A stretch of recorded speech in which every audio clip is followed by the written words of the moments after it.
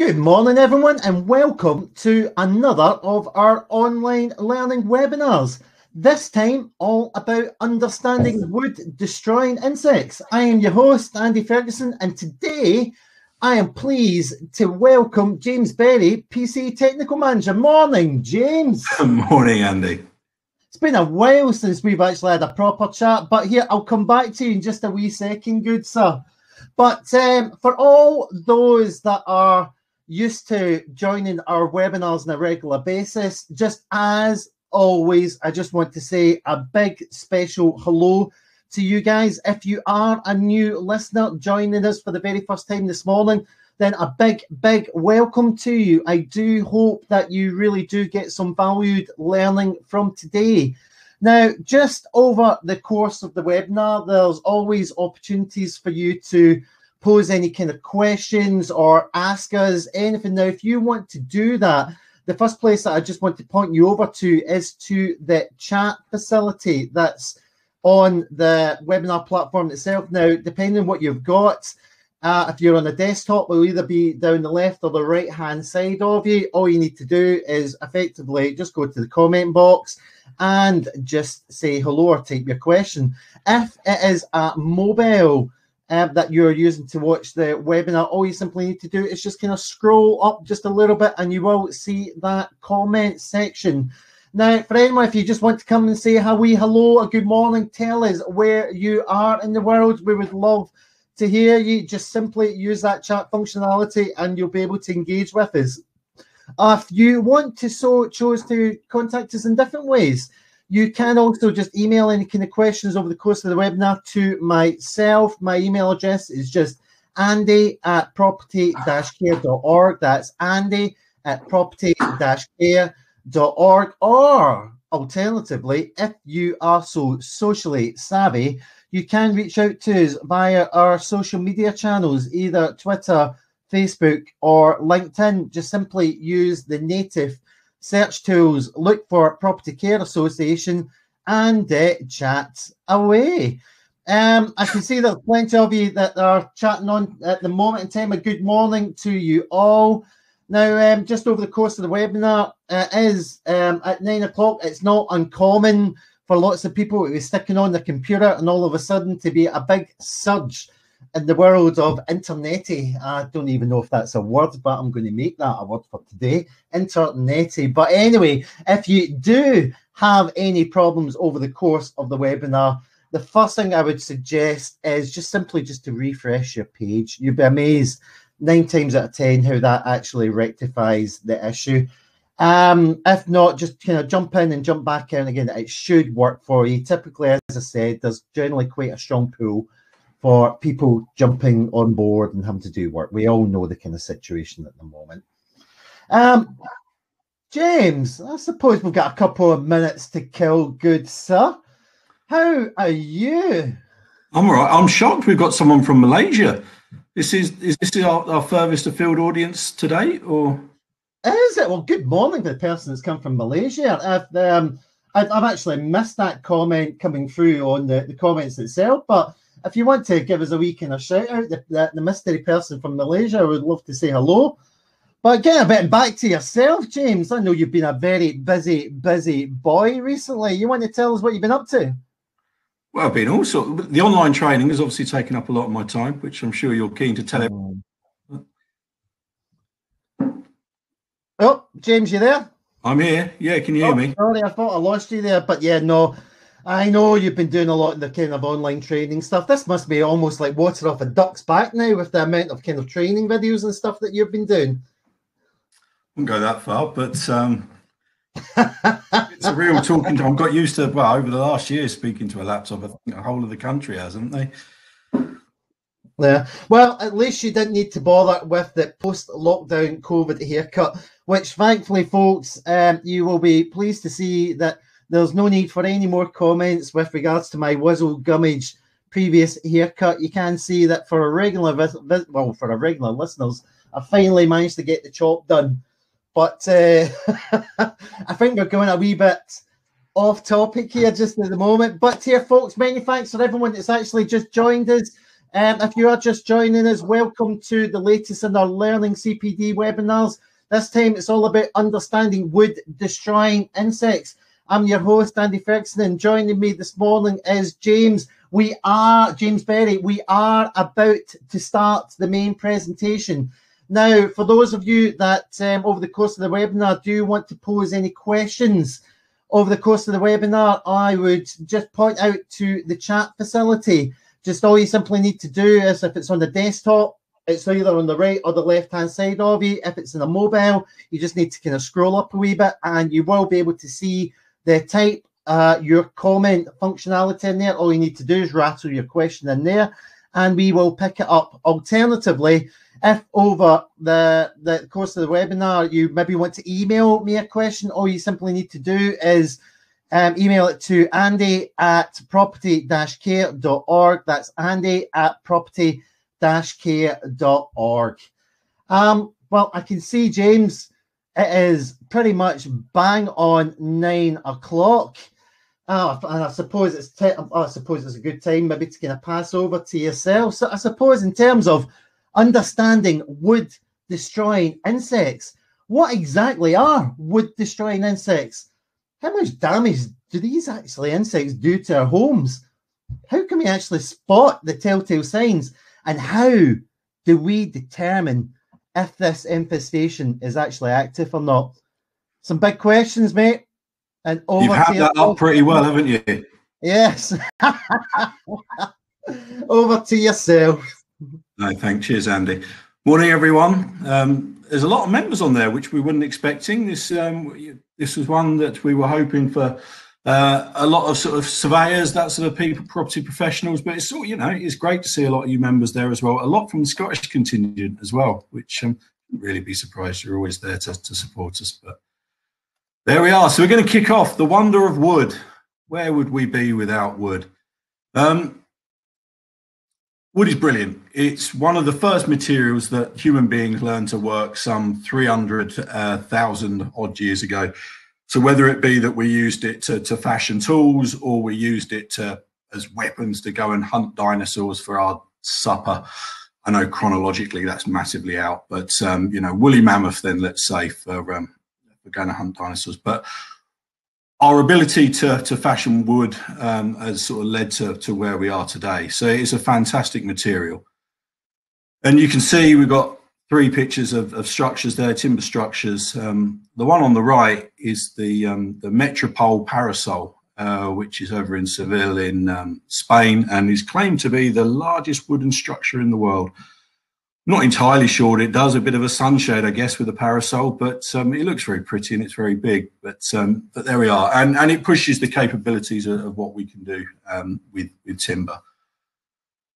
But the big thing with wood that we need to remember is it's a natural product. It's part of the great cycle of life. Trees grow from the ground. Eventually they'll fall down for whatever reason, whether it be weather or age, whatever it may be, but eventually they will fall down, they will fall to the ground, branches fall off, whatever it may be. They will then lie on the forest floor, on the ground, and they will disintegrate. They will be affected by rot and insects. And they'll perish, and then they break down to soil, and the cycle of life starts again. But the one thing, so we've used it in our structures, but no one told the insects they weren't meant to infest the timber that we put in our buildings. So out of protecting the wood that we put in our buildings, an industry was born, and that industry is actually the heritage of the PCA. So if you go back to when we started in 1930, back then we were the British Wood Preserving Association. We did later evolve. Obviously, if you're looking after wood, the best course of action is to keep it dry. So naturally, the management of moisture followed suit. So we then become the British Wood Preserving and Damp Proofing Association, and then sort of later the PCA. But as I say, there was an industry born out of looking after in situ timber. So whether that be from insects, which is where we're going to look at today, or fungal decay, which my colleague Steve is going to look at in a couple of months' time. So that's sort of the focus of today, and it's all about this preservation of in situ timber. So just a quick introduction to myself. So I'm James Berry. I'm one of the technical managers here at the PCA, as Andy alluded to. I'm not an entomologist, so this is not going to be pitched at an academic level or anything like that. This is from the perspective of a surveyor who served time in the preservation industry. You'll notice through sort of the theme of the presentation that it's very much set at that sort of practical level. So insects, moving on. So it's this great cycle of life. Not all insects that would sort of forage through timber and in the natural environment are adaptable to timber in the built environment. For various reasons. One, that essentially there's not enough nitrogen in the wood once it's been seasoned to support a lot of the insects that will infest timber in the forest, as it were. So there's sort of a select few that have managed to adapt, and some that actually managed to thrive within the built environment, and they're the ones we're going to concentrate on today. So primarily they're going to be common furniture beetle, Deathwatch beetle, powder post, wood borer and weevil, and house longhorn. That's not to say that they're the only ones that you'll find in the built environment, but they're the ones we're limited with time, so they're the ones we're going to concentrate today. And they're probably some of the more common ones and perhaps more interesting ones as well. I'm going to start by looking at sort of the life cycle of a beetle, as it were. And that'll please Steve that I've said that. But the life cycle of a beetle is important because there's different stages of the beetle's life that causes different damage to the timber. And it's that damage to the timber that gives us sort of the distinct features that enable us to distinguish what the infestation is, or what beetle is infesting the timber. Why is that important? Well, it's important to determine what the beetle is, because that might determine what treatment is required, if treatment is required, and how you go about sorting it. So it's important to establish what the beetle might be. So just to go through the life cycle of a beetle. So you have an adult, it scuttles along a piece of timber and it will lay eggs. You then have, after a couple of weeks, typically you'll have a larvae pop out, and then that will go and find its way into the timber and start borrowing it down. That's where the larval stage is where it spends most of its life. And that'll burrow through the wood. And it's the tunnelling that it causes is one of the key diagnostic features for determining the type of woodworm we're looking at. But as it goes along, chomping away, eating at the wood, what goes in must come out as well. So what comes out the other end, so essentially insect poo, is one of the great determining factors for the type of beetle that we're looking at. So how many of you tuned in this morning expecting to be looking at insect poo? So we're going to be going into that in more detail a bit later, but there we are. Special treat for you first thing in the morning. Once the larval stage is sort of nearing completion, it will then go and pupate. It will then turn into an adult beetle, pop out, and it's when the adult beetle emerges, it will emerge through the timber surface, that it will produce sort of an exit hole or a flight hole, whatever you want to call it, an emergence hole, again, which is another key diagnostic feature for the type of beetle we're going to look at. So it's worth bearing that in mind, because understanding that is the life cycle of the beetle helps us understand some of the features of the timber damage that we're going to be looking at today. So you're going to start with common furniture beetle. It is the most common wood destroying insect that we come across in the UK. To give it its Harry Potter, its Latin name, Anobium punctatum. You can see an example there, quite a good picture actually. It's typically found in timber that is more than 10 years old. And it's the larval stage of this beetle that is the most destructive to the timber. So the beetle stage that you can see there in that picture is essentially just the reproductive phase. So that's going back to the life cycle that we just looked at. The life cycle of this beetle is around 3 to 4 years typically. It will spend most of that time in that larval phase where it will just be boring through the woods. I've actually heard and sort of read a couple of references that said that when people refer to woodworm, they're talking about the larval phase, the sort of the worm-like stage of this beetle. It also gets used more generically than that as well, but I've heard it specifically referenced to the larval phase of this beetle.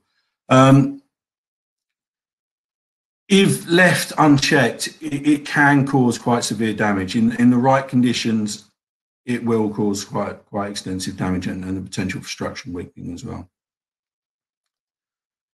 So just to look at the Beetle in a bit more detail, you can see we're probably getting to the limits of what we can sort of expand that picture to. But you can see those pictures there. You've got, as with any Beetle, you've got the three distinct sections. You've got the head, which is tucked under the thorax, and then you've got the sort of the abdomen there with the wing casing. Some of the key features for this Beetle to help you distinguish common furniture Beetle, it's about 6 mil long. It's typically a uniform sort of brown colour like we've got here. You have these row of pits running down the wing casing, which hopefully you can see there. You can actually see the wing sticking out the back of the wing casing in this one here.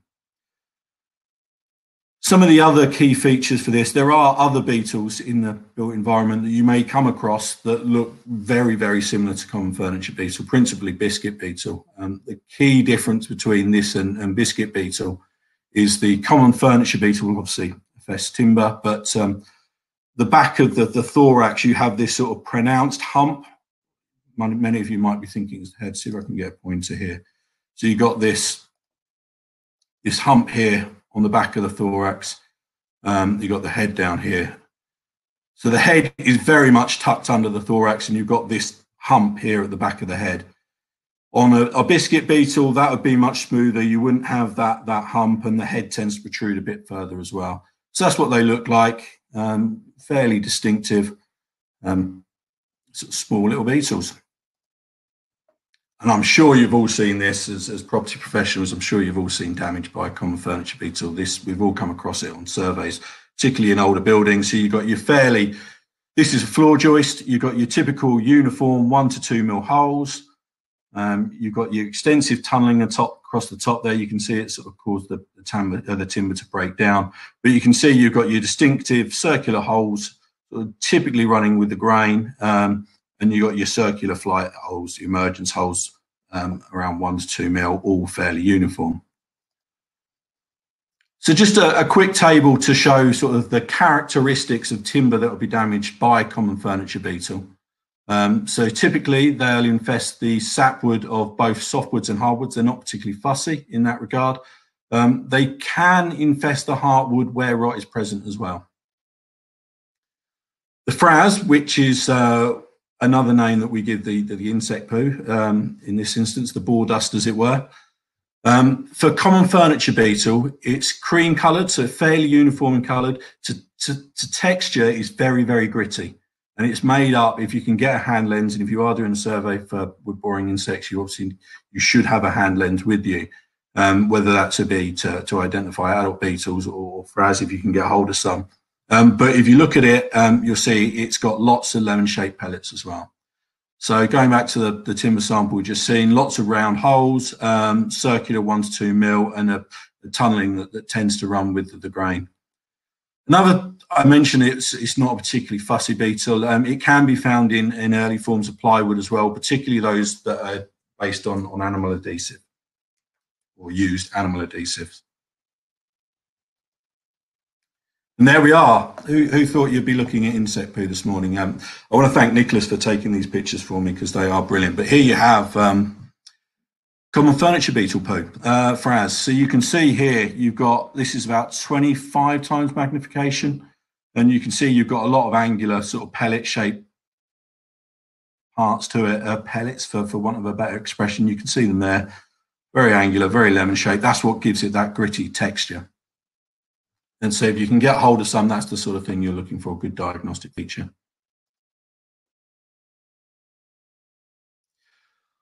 One thing I was very keen to sort of try and emphasize on this.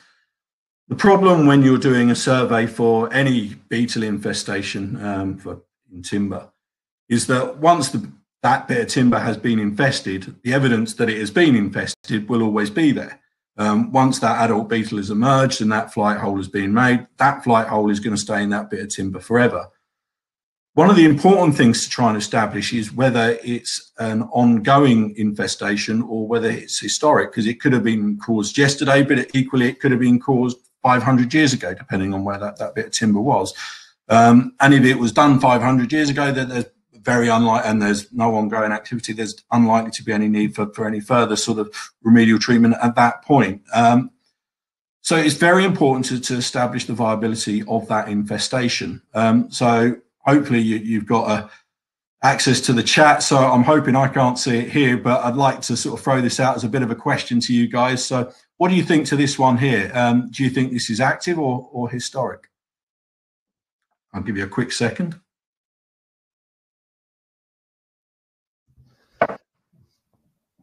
I don't think anyone's engaging in your chat, folks. If you do want to have a wee guess, all you need to do is basically just go to that chat functionality on the left and the right of the desktop, or if it's a mobile, just to the wee comments bit, because I know James has got a couple. Sorry, James, I just cut in there. My apologies. It's fine. It's I assume there'll be a bit of a lag anyway, so it's fine. Look, you can play at home. You can try, and you don't need to use the chat. But for those that are brave enough, you can. We'll have a few coming up. So on this one, I'm hoping most of you have said it's active. What you can see, you've got a vertical surface there. You've got trails of Frazz coming down from a number of boreholes. This is normally a good indicator that it's an active infestation. There'll be some that will argue that that could well be historic, particularly I think this is a floor joist, any movement above that, and that could shake any residual Frazz out of that timber as well. So someone had been jumping up and down on that floor above it, that could knock any old Frazz out, and it could look like an active infestation even though it's not. There is a better indication to whether this is an active or inactive infestation in this photo. And if you look in this sort of top right-hand corner here, you've got this cobweb, and you can see lots of adult beetles in there as well. So if you can get your hands on those and have a look and make sure you've got some adult common furniture beetle in there, then you've got a good indication that that is an active infestation. Adult beetle carcasses, if you can get them, are one of the best indicators on whether that's an active infestation or not. Not always possible, but in this instance, you've got the cobwebs, great place to look. Well, James, you'll be pleased to see that tons of people got the right answer there. Good. Well, seeing that there was a lot of members on there, I'd be very concerned if they didn't. Another one here as well. So if you want to shoot this into the chat, or quite an unusual one, this one. But again, just do you think this is active, inactive? Kitchen worktop here. I won't dwell on this one for too long because we are precious for time. But hopefully you'll have all noticed that there's lots of little piles of Frazz as an insect's emerged. This is the same infestation. You can see piles of Frazz there as well. Similar one, but just to go a bit further, what you can also see in here is you can see within the sink, you can see there's lots of adult beetles as well. So another good indicator, if you needed it on that one anyway, that this is an active infestation. What about this one then? What do we think? There's obviously quite a lot of emergence holes there, but what's your thoughts, active or inactive on this one? Again, I won't dwell, I'll sort of move on. This one was historic. It's actually a purlin in a loft conversion. I think this is one from my predecessor, Mike, so thank you for the photo. If you are doing a survey on something like this, if you've got a UV light, you might be able to establish whether there'd been some previous treatments as well. Any sort of spirit-based product that have been applied to that timber would show up under UV light. So if you have access to that and you can take it on a survey, it can help establish whether there've been some previous treatments as well. Well, James, the answer seems to be from everyone that they feel that's inactive and historic. Are they right? Yes, yeah, absolutely. Yeah. Another good indicator, as I sort of alluded to earlier, is adult beetle carcasses is your best indicator for whether it's an active infestation. Got a windowsill here. Adult beetles, the flight season for common furniture beetle tends to be between sort of March and September. I've heard people say it's slightly less than that, but broadly speaking, you're there or thereabouts. But during that period, if you find adult beetles, they tend to fly towards the light. So if you can't find them, tend to try and look on windowsills. If you're up in a loft void, they tend to, and for that matter, actually, because they fly towards the light. If you're looking for signs of activity, tend to look around loft hatches as well. If it's in a loft, they tend to fly towards that light that's around that sort of poorly sealed loft hatch, and you can tend to find signs of infestation around there as well. Like I say, flight season typically between sort of March, September, that sort of time. That's stretching it out a bit, but it's there or thereabouts. Another great way of being able to establish whether an infestation is active or inactive, assuming you've got time, and it's not always possible if it's you know, you're doing a snapshot survey, admittedly, but if you've got time and you've got the opportunity, a great way of establishing whether an infestation is active is by attaching a piece of paper or tape to the joist where there's signs of activity. This is one from Nicholas's house, I believe. So thank you for sharing this with us, Nicholas. We were hoping that the beetles were going to emerge for us, but it just didn't happen. But what you've got here, you've got timber joists, you've got this paper over it, and if there's active infestation, they'll burst through the paper. And then you'll clearly know that that's still an ongoing infestation. So it's a great way of being able to establish it if you've got a bit of time on your hand. Just sort of one more trick or tip for surveying, or a couple more actually, but a couple more tips when it comes to surveying for insect infestation. And that's the importance of checking on the underside of floorboards and not just the top side. You've got a floorboard there where it seems actually in reasonably good condition. But when you look at the underside, you can see there actually the infestation had run pretty rife. Typically, if it's this instance, it's a floorboard on an unheated void, so the moisture content was a bit higher down there. So the underside of the floorboards tend to be sort of more prone to attack. So always inspect the underside of floorboards as well. Other places that are good to look that mention loft hatches, round toilet pans as well was one of the places I was taught to look. And I think when people have little accidents and tend to miss, they provides extra nitrogen into the timber, which I think makes it, and I quite happily stand corrected, but that's my understanding as why sort of round toilets that can be more attractive for certain beetles. Now, another question to you guys, and I'd be keen to know your experiences. Can you find common furniture beetle in centrally heated houses? Well, folks, here I'm just pushing out the poll just to everyone now. Tell us what you think. If you are on a desktop, it should just pop up in front of you. If you are on a mobile, it should be of a similar case as well. The question should just pop up. I'm going to leave this question up for about another 5 seconds or so. James, I know you can't see it, but it's fairly kind of clear-cut, the answer. I won't give it away just in case some people are just waiting to answer. So 5, 4, 3, 2, 1, and just ending the poll. But the majority, basically 92%, said yes. Wow, okay. And where were the others? Were they no or were they not sure? How many were sitting on the fence? 2% said no, 4% said not sure. Okay, interesting.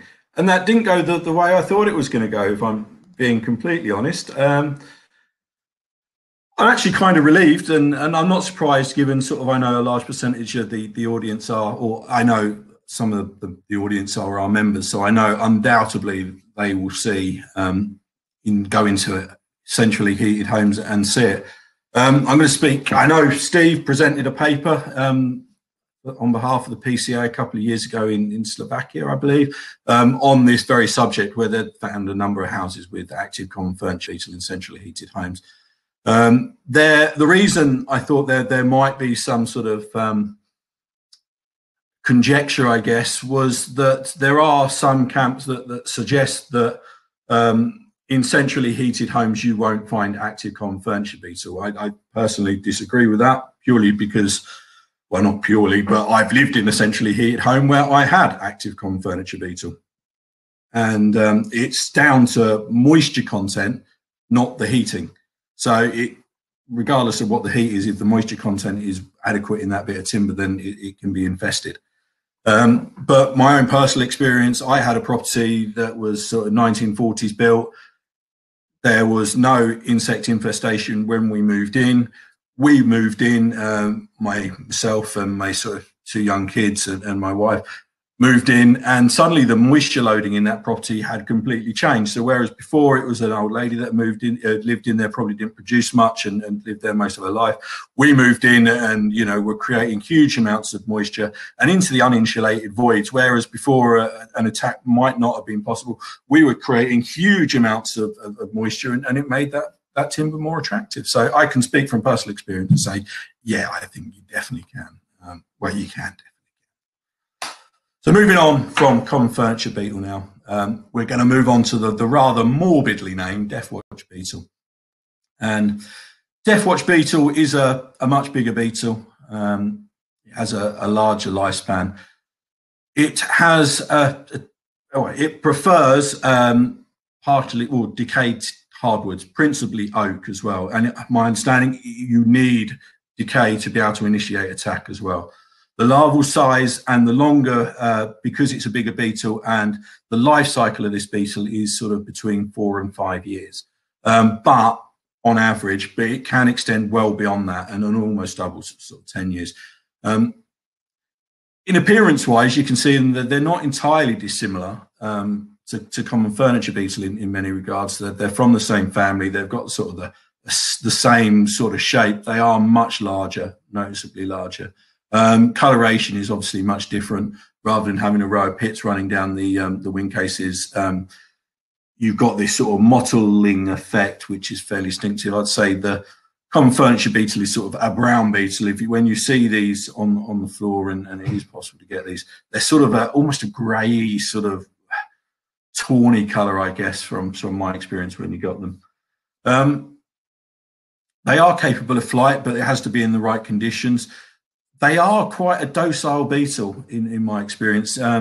If they do fall out of timber, they tend to sort of lie around on the floor next to the infestation for quite a bit, and it's quite easily to go and pick these beetles up. And if there is an active infestation, they're normally there and make themselves known during flight season, which tends to be sort of March to June. So they will help you identify the location of the infestation as well, because they're pretty docile. Wood that is damaged by Deathwatch beetle, so principally oak. So because it's partially decayed oak, there is a tendency to find it in older buildings. Primarily, that's where you tend to find more oak. Slower growing, but it was sort of more durable, and they tend to use it in more historic buildings. Because you need certain conditions, so you need partially decayed oak. It's less common than common furniture beetle. But the grit is quite, the Frazz is quite distinctive as well. So rather than being sort of lemon shaped, these have sort of larger disc shaped pellets. So they're very circular, and they're visible to the naked eye as well. So it's a lot more distinctive. Tunneling is sort of not actually entirely dissimilar from common furniture beetle in the way it works, but it's notably larger. Whereas common furniture beetle is sort of 1 to 2 mil. This is typically 3, so it's almost sort of double the size, as it were. An example of damage by Deathwatch beetle there. And I'll rapidly run through these because we are going to run out of time pretty quickly. But you can see there, I think this shows just how brutal, the extent of the damage that can be done by Deathwatch beetle. You can see there it's caused quite extensive damage to that bit of timber. Large round holes. Another one, just to put a bit of scale on it. Probably included too many pictures of this, but there you can see it again. You can also see the Frazz there as well. With Deathwatch beetle, as I say, it's associated with timber decay. You need it to initiate attack. One of the more common decays for oak is a white rot known as Longhorn expansor, which you can see there. It's got this sort of leathery texture appearance to it. It tends to follow the contours of the timber, and it has this sort of, when broken in parts, it has this distinctive tube-like serration to the end of the fruiting body. So if you see that, there's always a risk of Deathwatch beetle as well. Quite like this one. This is, again, the fruiting body of Donkey Paw expansor, but you can see some of the damage that sort of the tunneling caused by Deathwatch Beetle in there as well. More insect poo for you. So this is, again, thank you to Nicholas, great photo. This is 25 times magnification, so you can quite clearly see the difference between this and common furniture Frazz. On furniture beetle Frazz, you can see a lot of round pellets there, as opposed to sort of the angular lemon grape, lemon shaped pellets that we had previously. Just a bit of a lineup of the two beetles. So you can see there we've got 3 common furniture beetles and 1 Deathwatch beetle. You can see how notably larger they are. I quite like the one on the left. He's like that guy down the gym, isn't he? That's that invisible lat syndrome. He's obviously intimidated by the big Deathwatch beetle next to him. But you can see notably larger. You can see not only that, you can see the difference between sort of the colorations as well, the row of pits, the mottle effect of the Deathwatch beetle. So just to give you a sort of a side-by-side comparison of the 2 different beetles and how to distinguish between the 2. With regards to range as well, is one thing I should probably mention about Deathwatch. It's typically considered to be limited by climate, and it's considered less common in parts of Scotland, whether that's down to the trees available or whether that's down to climate. But it's argued that it's restricted by climate. Question is, climate is changing. Is that going to limit or change or possibly, you know, affect the extent of the range of Deathwatch beetles? Are we going to see it migrating further north and north? Just a question and a consideration.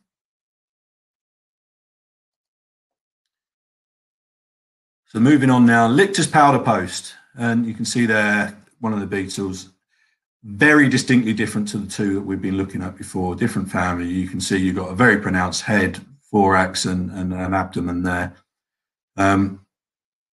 Antennae there as well. For anyone that saw, I did put a post out on LinkedIn and asked, can anyone identify the beetle? Unfortunately, I couldn't get a photo as good as this, that mine weren't as cooperative, but the infestation that I put on LinkedIn was of Lichters powder post. So for anyone that sort of was dying to know in anticipation, but there you are. So powder post, obviously quite a distinctly different beetle in appearance, but the damage it causes is very similar to common furniture beetle. You get these sort of 1 to 2 mil holes, but they will only infest timber that has an adequate starch content, which tends to limit the age of the content, the timber that it'll infest.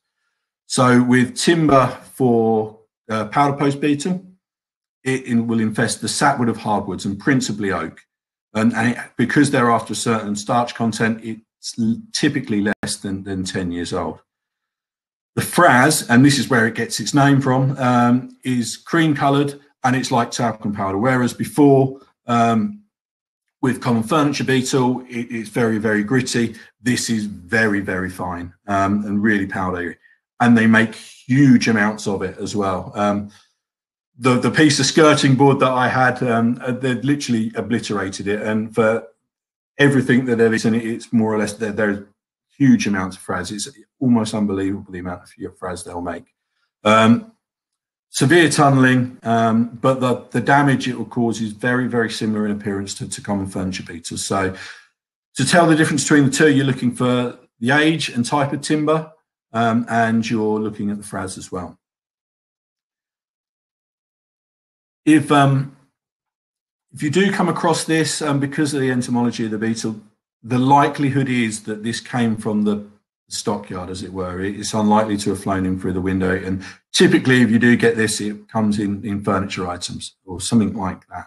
So the chances are, if you do find this, it's a case of that item will need to be returned to wherever it came from. You've been sold a product with a defect in it. So I quite like this one. This is damage caused by Lichters powder post. As you can see how similar it is to common furniture beetle, and you forgive people for getting this wrong. But one of the key what I like about this photo is you can see the difference between the sapwood and the heartwood.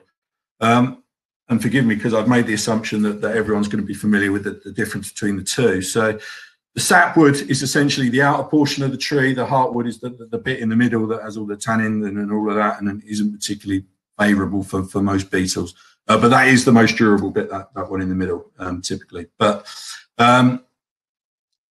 quite interesting, you can see distinctly that they've stayed completely away from the heartwood in that instance. And there we are. That is Lichters powder post Frazz. You can see completely different to everything else we looked at so far. Very, very fine. And you can see why it has the texture of talcum powder. Just a couple of others that might get confused with common furniture beetle and Lichters powder post. These three beetles will also leave holes that are around 1 to 2 mil, sort of circular in shape, and will provide sort of similar damage, but there are some key differences. So just be aware of these. On the top left corner there, you've got Phelinus pectinicornis. The key difference between that and common furniture beetle is, you can see in this photo, you've got holes that are densely packed with Frazz. And normally this will infest beech and elm. So if you are going to find that, it's likely to be in furniture items. The one in the middle there is ambrosia beetle or pinhole beetle. I got this photo from Jervis, and I'm not sure if it's genuine. I assume it must be artificial because it looks too good to be artificial. But you can see there, this is quite different to the other beetles in the fact that it's the adult beetle that causes the damage. In most of the other ones we've looked at, it's the larval phase that causes most of the damage to the timber. In this one, it's the adult beetle, and it will find sort of slowly or freshly fallen trees. It will go in there, it will create this chamber, it will lay its eggs, and it will put a fungus in there, and it's the fungus that causes the staining as well. It's called Pinhole Borer because, as you can imagine, if you put a pin in, it's going to go down the length of the chamber and you're going to lose the pin, compared to something like common furniture beetle, where it's only going to go in a very, very short amount. The one on the right there, if anyone's got it, I'm hoping bark borer, because it's by process of elimination, it's the only one left in the title. But you can see there, you've got this sort of wavy edge. You can see it's restricted more or less exclusively to the extent of the bark. You might get some that sort of stray slightly from it, but it's important to establish if you've got bark borer or common furniture beetle, because if it's bark borer, there is never going to be any need for treatment. Essentially, just remove the bark. So just be aware of those. That there's some that might leave sort of similar damage, but different beetles and aren't going to need potentially treatment. But there we are. Wood boring weevils, another quite interesting one. There's 4 types of weevil in the UK, to my understanding. I'm not going to be able to tell you how to tell the difference between them, and I don't think you really need to, as long as you can establish that it is a beetle, that or a weevil, as it were.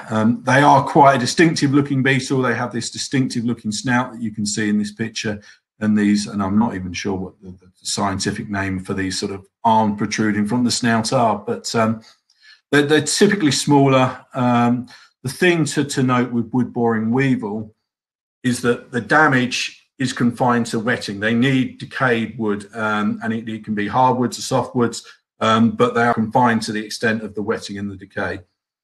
The damage is distinctly different as well. So let's move on and try and show you the pictures. Here's a close-up of a weevil. You can see its sort of distinctive snout. You can see its sort of the arms that are coming through there as well. It has this sort of distinctive breaking and unbreaking in the surface. So timber types for wood boring weevil, you get softwoods and hardwoods as long as it's decayed. The Frazz is actually similar to common furniture beetle, but they have this sort of this breaking and unbreaking the surface. With wood boring weevil, it's typically both the larval phase and the beetle that will cause the damage, but the emergence holes are much smaller. They're not as crisp. So this is damage caused by wood boring weevil. You can see it's kind of got this serration, for want of a better term. But you haven't got like the distinctive flight holes that you'd have with common furniture beetle. You can see it's sort of torn apart at the surface there. But it is distinctly different damage to common furniture beetle. But the key thing to determine with, if you have got weevil, is that there's never going to be any need for sort of chemical treatments or anything like that. You just need to establish And this is where your surveying skills come in. You need to establish why that floorboard or whatever that bit of timber is wet. Try and eliminate that. If the timber is unsound and structurally unsafe, you may need to replace it. But if it is still safe and you can stop the source of water, then you've dealt with the problem. There you are. That's your Frazz for your wood boring weevil. Very similar. You've got a few sort of larger lemon-shaped pellets up the top there. You might be able to see as well. Moving on, because we are rapidly running out of time. But last beetle that we're really going to look at in focus today is House Longhorn, and I find this one perhaps one of the more interesting ones we've got in the UK. It is quite notably a much larger beetle than any of the other ones we've been looking at today. So they're typically around 20 to 30 mil size in long, as it were. And you can see this beetle, no guessing for why they've got their name. You can see these two large antennae sticking out the back. Other key diagnostic features of this beetle, so you'll have these on the thorax, you'll have these sort of two protruding sort of small lumps there. You'll also have this patch of grey hair on the back there as well. Hasn't come out that well in this picture, but you can tend to see them quite well on the beetle. As I say, it's a much larger beetle. The flight season emergent period is a bit later than the others. They tend to start a bit later, typically July to October. And this one's got a special cameo. It's the only one that gets a mention. House Longhorn is the only beetle that gets a mention in the current building regs as well, as is the notoriety of this beetle. The life cycle of this beetle is quite long as well. It can get well in excess of 4 years.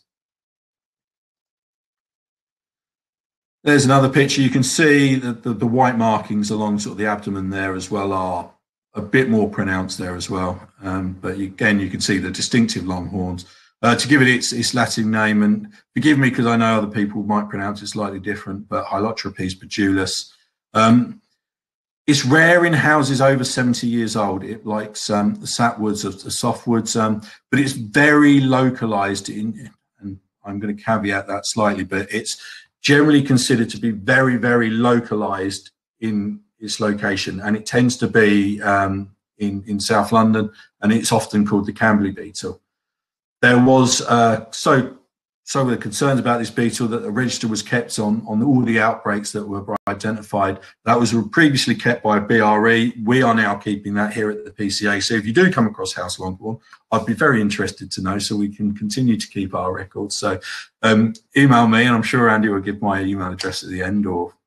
But as I said, it is mentioned in the building regs. So essentially it's saying if you live in certain London boroughs, so Bracknell, Surrey Heath, there's Woking, there's a few there, you need to make sure that you take special precautions to ensure that the timber is treated in a way that it's going to try and prevent infestation from House Longhorn beetle. But why are we giving so much consideration for it? Why do we need to be so concerned? And we'll look at that in a bit more detail now. So it will attack the sapwoods or softwoods, so particularly roofing timbers and modern roofing timbers. The Frazz is large and sausage shaped, and we'll look at that again. It's cream coloured and it's very distinctive, very visible to the naked eye. The tunnels, compared to the others, I think everything we've looked at so far has pretty much been round. These are large, much larger overall, and sort of can be really severe in some cases.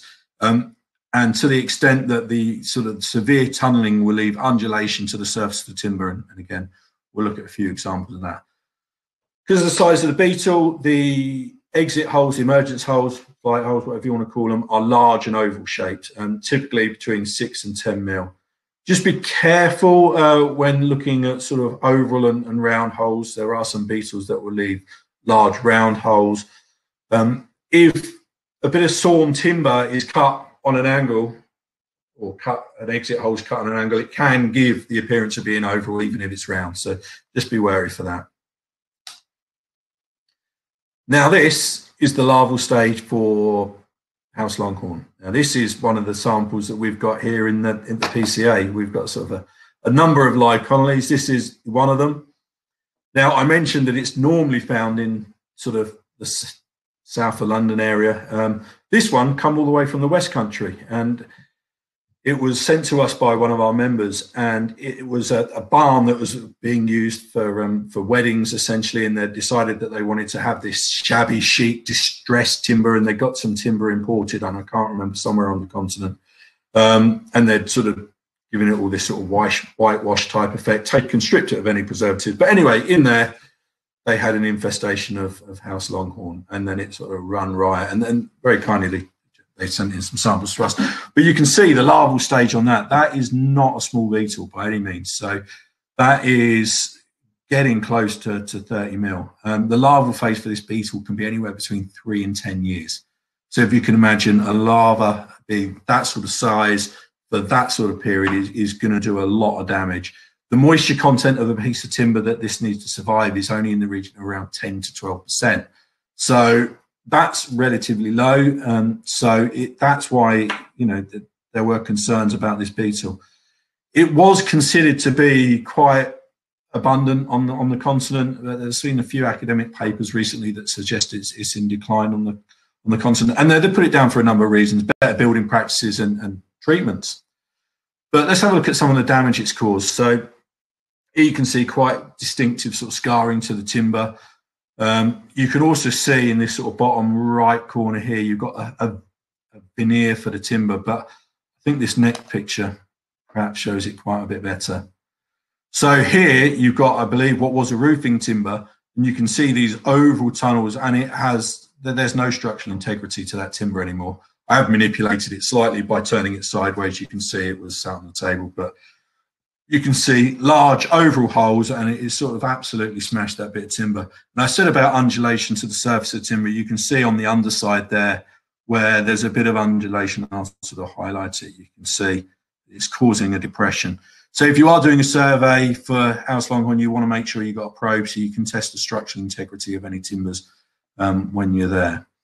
The tunnels sort of will coalesce. They tend to sort of intertwine and go, you know, they will run quite rampant. The larvae are quite loud as well. They are audible. I'm not going to suggest you're going to hear them every time you do a survey, but you might do if you sat up there in silence and listening. But the Frazz, unfortunately, there's a lot of dust in this one, but you can see a lot of the large sausage-shaped pellets that you will get, and they are fairly sort of distinctive when you see them. You got them here, highlighted one. You got some of these sausage-shaped pellets. They're very easy to see with the naked eye. So again, I think this is 28 times magnification. And again, big thank you for Nicholas for taking the pictures and sharing them. Just one last one I want to cover, and that is forest longhorn. There is only one house longhorn, and essentially they're the ones that will infest timber in the built environment. But they can be confused with forest longhorns, and forest longhorns will only infest sort of standing trees or forest trees and can't sort of reimpregnate the wood, as it were. But there are some 29,000 species of forest longhorn, and this one here is obviously quite a substantial beetle as well. You can see it's from the back of its legs to the front of its antennae, you're probably getting close to 70 mil. It's a huge beetle. This is actually a tropical one. This is one that ended up in the office being sent by someone who found it in a bit of furniture, and then let's add that to the mix as well. Is a lot of these forest longhorns do get imported as well, tropical forest longhorns in bits of furniture particularly. There seems to be more and more tropical hardwood furniture coming in, and these have found their way in there and get imported as well. Some of the key differences to note between sort of forest longhorn and house longhorn is the extent of the damage. So typically, you'll only have 1 or 2 sort of flight emergence holes with forest longhorn. You won't get the same extent of the Frazz. So if you do get, particularly with the native forest longhorns, you'll get a few coarse chewings, that sort of thing, but you won't get the level of Frazz. But just beware, they are out there. Examples I've seen have been very, very old, particularly in old properties where they've had sort of standing trees used, or trees used for roofing timbers. When the bark has been removed, there's scoring and a few isolated holes, but in much, much older properties where they've just cut a tree down and chuck that straight in the loft. But, yeah, I think we're there. So just to sort of sum up, really, if you've enjoyed this, and it's been a very much a whistle-stop tour, and I appreciate that. That's just sort of the nature of what it could be in sort of the 45 minutes that we've done. And I have deliberately sort of concentrated on sort of understanding some of the beetles and sort of some of their diagnostic features. But if you want to know more, there are other training courses out there, particularly our online training course, which is now available, the Damp and Timber Surveyors. There's a great course which Jervis does on wood identification for the infestation surveyor, which is a great chance to feel like a proper scientist and get the microscopes out. And that's great. And if you seriously recommend that one. We do have a number of guidance documents as well that I'd like to recommend. We've got not only the code of practice for timber, but we've also got a guidance document on wood destroying insects as well, which is available on the PCA website. And one last thing, I would like to say a big thanks to a number of people. Nicholas Donathorne for providing some of the photos. Jervis Sawyer as well provided a lot. John D for access to some of his timber sample, and Graham Coleman for again allowing me to use some of his photos. So a huge thank you to all of you, because I think you've allowed me to put together quite an interesting presentation. So thank you very much. Well, thank you, James, and many thanks for that presentation. I mean, who knew we would be looking at poo this morning? I mean, it's almost like the caviar of the timber industry to a certain degree, or is that just me getting a wee bit more minging this morning? I can see that there's not quite laughter coming from your face on that kind of quirky comment, so I think I'll just very quickly move on. But wood is proper brilliant, isn't it? I have to say. Now, folks, I will say this: we don't actually have a lot of questions that have actually come in. So if you do have a question and you want to post to James, feel free to do so. All you need to do is stick it into the chat and we can pick it up there. But James, I actually think this might be the first time that we might get through all the questions. So without further ado, I'm going to hit you with a few. Now, first question actually comes from a couple of people, Michelle Cairns, Oliver Hudson and Anthony. Now, it's all along a similar theme, which is what they're asking: where are the best places to look for evidence of infestation within a house? Where is it that most likely woodworm are prone to kind of attack? Anywhere there's wood. There's higher moisture content, of course. So I would suggest your loft voids are always a good and your subfloor void, your below your ground floor voids, because there's going to be higher moisture content. You've got an unheated void there, so the moisture content's naturally going to be higher. Another place I sort of alluded to, I think, around toilets, was one of the places I was taught to look, particularly around first floor. And I believe that's due to nitrogen levels, when people have little mishaps, as it were. So yeah, around there, so start the upstairs, downstairs, the roof timbers and the ground floor would be the obvious place. But make sure you check on the underside as well. Okay. Well, next question comes from John Stevenson, came via email. He's asking, are there suggested ways to be able to trap and collect wood boring beetles for confirmation and analysis? Is there anything that you would maybe suggest that they can maybe leave? I can't really think of anything myself, but I suppose I'm to be fair, I'm not really sure you'd need to trap them. Not in most. If they're there, they're normally relatively easy to get hold of. I say that's perhaps a little flippant, but look on windowsills. That's the place, or around light sources. If there's carcasses there, that they're going to be there. Try and get there in flight season. If you can tie your survey in with flight season, it's going to be better. I'm sure there are insect traps, but I've never sort of put them down myself. I've never really needed to. And most of the samples, I guess I'm quite lucky. We get sent quite a few here anyway, but with particularly Deathwatch, if you're there in flight season and it's a good sort of healthy infestation, you're going to find them. They'll be sort of sat on the floor. You will find carcasses in the ones that the infestations that I've always looked at. I hope that sort of, and if someone in the chat that can tell them how to trap them, I've never needed to. I don't think you need to. Normally there's enough evidence to not need them. But cobwebs is another good place to try and look. But in the there we are, and sinks. Yeah, there are. Yeah, absolutely. Yeah, I was going to say the questions are coming down thick and fast now, but let me just try and rattle through the ones that had already come in just at the moment. So just kind of moving on. Anthony Cathcart's asking, how long do beetles actually live for? Depends on the beetle. The actual beetle or the larva? Yes. Well, I suppose maybe both if you answer it. That's actually, well, the larval phase will depend on the type of beetle. But the actual beetle, in most instances, is just the reproductive phase, and the life cycle, the lifespan of that is relatively short. I'm sure, weeks. It's not particularly long.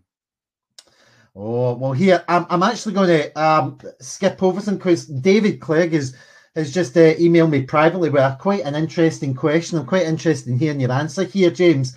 But he's asking if there is only beetle noise and no visible damage or frass, how would you go about the diagnosis? So if you just had beetle noise? Yeah, that's what he's asking. If there's only beetle noise and no visible damage or frass, how would you go about a diagnosis? Very reluctantly. What sort of beetle are you hearing? How are you hearing it? What extent, and how are you sure that is a... I mean, we saw from the presentation that Nicholas gave probably a couple of years ago now at the conference on how difficult it was to determine sort of the beetle noise. I wouldn't really, if I couldn't see any beetles, if I couldn't find any timber damage and all I could hear was noise, I would be dubious to recommend anything. Fair enough. Well, David, if you want to give us a wee bit more info just on there, maybe James can get back to you privately just in the message on that. But moving on, Peter Stone made an interesting comment here. He's asking, why are there no termites in the UK? Because there's not. Climate, I guess, would be one thing. There was one infestation that I was aware of that was sort of down in South Devon back in the 90s, well before my time in the industry. But it's climate. They're just not here. It's not a native species. I do hear occasionally of termites coming in, particularly on sort of planters brought in from abroad and that sort of thing. But they're normally sort of incinerated as soon as someone finds that they're in there, that they've got. So it's just not a native species. So there was, I think, one isolated instance where it was brought in, but that's it. Okay. I picked up on an interesting comment that Steve Edwards made just during the chat. Hi, morning to you, Steve, if you're there. He mentioned a comment about beetles and insect, and he understood there was. Sorry, I'll read the question. I understand there are different beasties, and the difference applies when it comes to guarantee terms. I mean, I've not heard of this, but have you come across? I can only assume what he's talking about is the difference between, say, like Deathwatch and common furniture beetles. So, Deathwatch can be particularly difficult to treat because of the life cycle of the beetle, because it can tend to repopulate within sort of voids within the timber, is sort of deeper seated.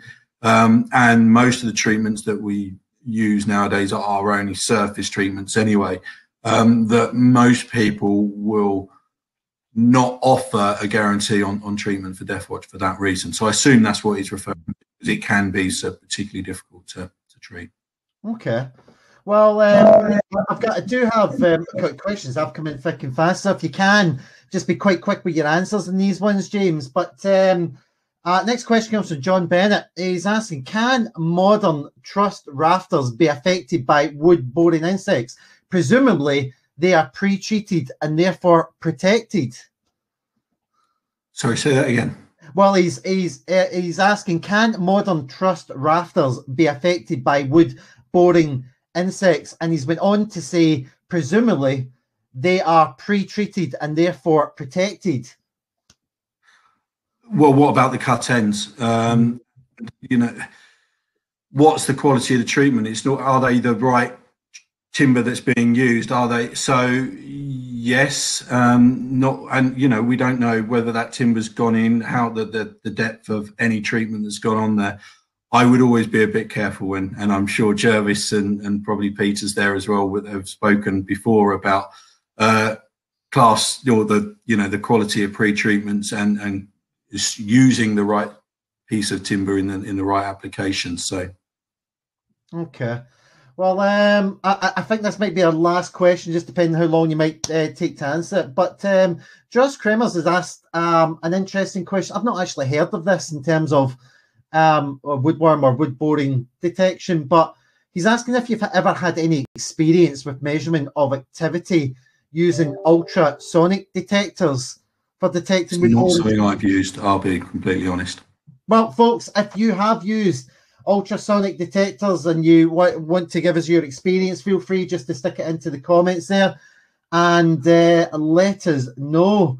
Here, I'm just conscious of time, James. I think if it's okay, what I'll do is I'll maybe pass on the last of the kind of questions and let you maybe get back to everyone just via email. But guys, just to kind of finish up today, you heard James mention there is, if you are looking for more information about this subject, there is a variety of places you can go. Just repeating James's point, you can go to our timber preservation document library, where you will find best practice guides for things such as wood destroying insects in buildings. You can also visit our professional section as well, where you will be able to find a variety of information. And as well, if you do wish to do so, you will receive a copy of this webinar within your inbox tomorrow at some point, which you can, if you so choose to do so, distribute to any of your colleagues.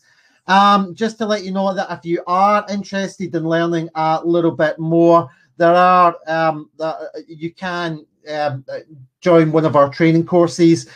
First one I would emphasize is our new online timber and dampness in buildings training course. I will emphasize that this course is exceptionally busy at the moment in time, and there is a waiting list. But in order to get onto the course, it's best to get in contact with us and get on that waiting list. We are continuously releasing new dates for this training course.